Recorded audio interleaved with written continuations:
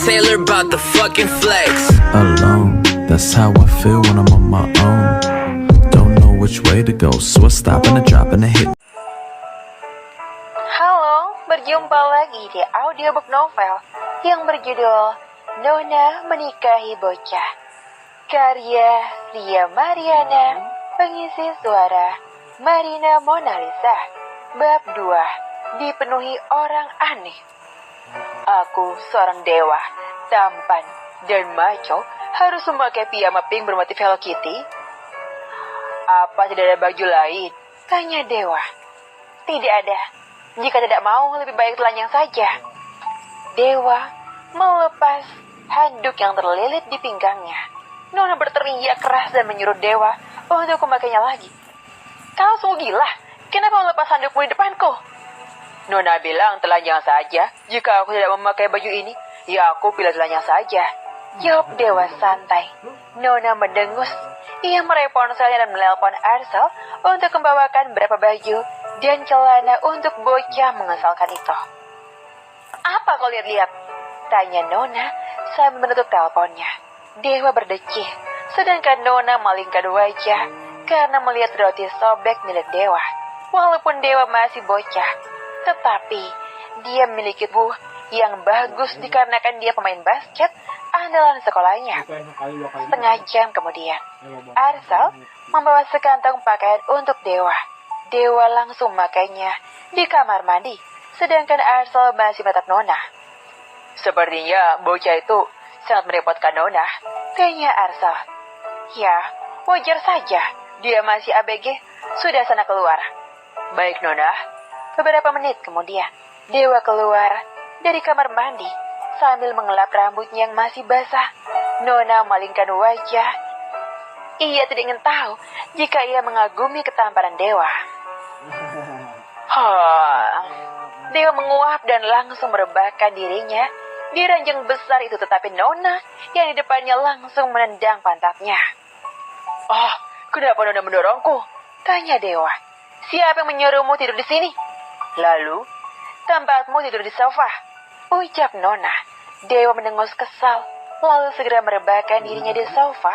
Acara seharian ini membuat mereka lelah sampai melewatkan malam pertama. Keesokan harinya, sinar mentari menyerempet mata Dewa. Bocah tampan itu mengecek matanya. Dia menyipitkan mata tatkala melihat Nona sedang dipakaikan pakaian dan aksesoris rambut. Cih, sungguh Tuan Putri, jangan-jangan pakaian yang lainnya dipakaikan pelayan. Batin Dewa sambil menahan tawa. Ponsel Dewa berdering. Ia mendapat pesan dari temannya. Jo, bro, hari ini cap 3 badak.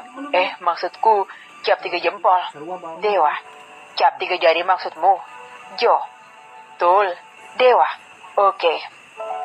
Dewa bangun dari sofa, masuk ke kamar mandi, sedangkan kini Nona sedang dipakaikan sepatu oleh pelayannya. Nona menyuruh pelayan pria untuk datang ke kamarnya. Panggilkan Mas Supri kemari. Baik Nona. Setelah beberapa menit, pelayan yang berkulit sawo matang ini datang ke kamar Nona. Dia langsung menunduk hormat. Tolong mandikan Dewa, buat badan dekilnya menjadi bersih. Dan kau juga harus melulurinya, ucap Nona. Siap Nona. Mas Supri langsung masuk kamar mandi yang ternyata tidak dikunci. Dia melihat Dewa sedang jongkok di WC duduk. Oh, siapa kau? Pergi sana, mengganggu orang store saja, ucap Dewa panik. Mas Supri yang berwajah dingin menaikkan alisnya. Tuan muda, Anda harus duduk, bukannya berjongkok. Di toilet duduk, ucap Mas Supri. Siapa yang kau panggil tuan muda? Hah? Toilet ini sungguh tidak asik.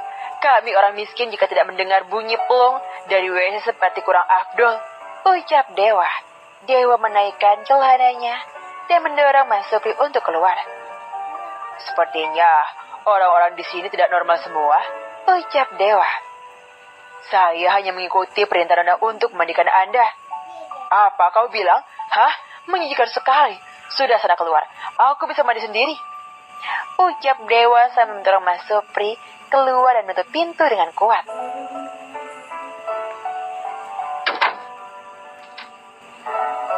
Nona sedikit terkejut. Mas Supri langsung bersujud di depan Nona. Dia merasa gagal memandikan Dewa. Sudahlah, kau boleh keluar. Baik Nona. Mas Supri merasa terharu dengan kebaikan nyonyanya. Dia langsung keluar dari kamar Nona. 15 menit kemudian, di meja makan sudah tersedia sarapan. Nona sangat anggun mengunyah semua makanan itu. Terlihat Arsel berdiri di belakang Nona seperti patung. Dia adalah sekretaris Nona yang dingin serta kejam. Di saat bersamaan, Dewa datang sudah menenteng tas dan menggunakan seragam sekolah. Pelayan menarik kursi. Silahkan duduk, Tuan. Dewa sedikit risih dengan sebutan Tuan. Dia lalu segera duduk berseberangan dengan istrinya yang sedang makan dalam diam. Dewa melihat Arsel memasang wajah tidak suka kepadanya. Tatapan Arsel seolah penuh ancaman. Kenapa kau pakai seragam sekolah? Tanya Nona. Aku harus ke sekolah untuk cap 3 jari. Kenapa Nona memakai pakaian rapi? Nona mengambil gelas lalu Arsel menuangkan air putih untuk Nona. Hari ini aku kantor sebentar. Ada sesuatu yang harus kuurus. Nona minum air putih. Dia memandangi heran. Segitunya cara orang kaya minum segelas air putih. Tampak berkelas dan elegan. Pelayan meletakkan piring di depan Dewa. Mereka menaruh selembar roti dan memberinya selai. Pelayan lain juga memberikan Dewa segelas susu hangat. Kenapa si Arsel memandangiku seperti itu? Di rumah ini memang tidak ada yang normal. Jangan hanya bicara dalam hati, ucap Arsel membuat Dewa terkejut lalu tersedak. Tatapan Arsel semakin tajam. Nona segera mencairkan suasana. Arsel, kau harus lebih sopan dengan majikanmu.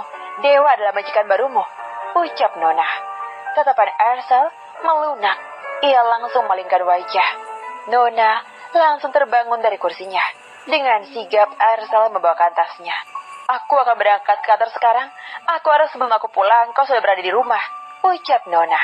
Ekor mata Dewa mengikuti setiap langkah istrinya pergi. Dia mendengus dan menyantap roti yang berada di depannya. Setelah selesai sarapan, ia segera meraih tasnya dan pergi berangkat sekolah. Tuan muda, mulai sekarang saya menjadi supir pribadi Anda, ucap Pak Supri. Jangan manggilku Tuan muda. Aku hanya cowok murahan yang dijual oleh orang tuaku sendiri, ucap Dewa kesal. Tapi Tuan, pergi sana. Urusi urusanmu sendiri, bentak Dewa. Setelah melakukan cap 3 jari, dia langsung pulang dengan teman dekatnya, sebut saja Jojo. Mereka berjalan kaki menuju jalan raya. Sekolah mereka masuk gang cukup jauh, membuatnya harus berjalan kaki setiap pulang dan pergi dari sekolahnya. Cong, mau kerja di mana? Tanya Jojo kepada Dewa. Enggak tahu, pengangguran nambah lagi, ejek Jojo. Jojo, anak yang banyak tingkah itu melihat segerombolan mangga muda milik warga. Dia melihat batu di depannya, lalu tersenyum menyeringai. Jangan aneh-aneh, ucap Dewa yang bisa menebak pikiran konyol temannya. Tenang saja.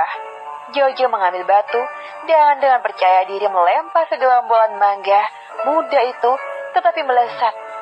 Dewa mengendus, seolah mengejek. Ia menepuk dadanya untuk menyombongkan diri jika ia bisa menjatuhkan mangga itu sekali timpuk dengan batu. Dewa mengambil batu. Ia mundur dan dengan percaya diri melempar batu itu dengan kuat lalu. Oh, siapa yang melempar batu ini? Tanya bapak-bapak. Dewa dan Jojo terkejut. Di saat bersamaan si bapak yang membawa anjing menyuruh anjingnya mengejar bocah nakal itu. Dewa dan Jojo lari terbirit-birit. Dalam keadaan ngos-ngosan, mereka masih saja berdebat dan menyalahkan satu sama lain. Bodoh kau, Cong, ucap Jojo. Kampret, itu salahmu, jawab Dewa. Dewa dan Jojo langsung naik ke angkot yang lewat depannya. Jojo langsung menjulurkan lidah mengejek anjing yang sudah tidak lagi mengejarnya.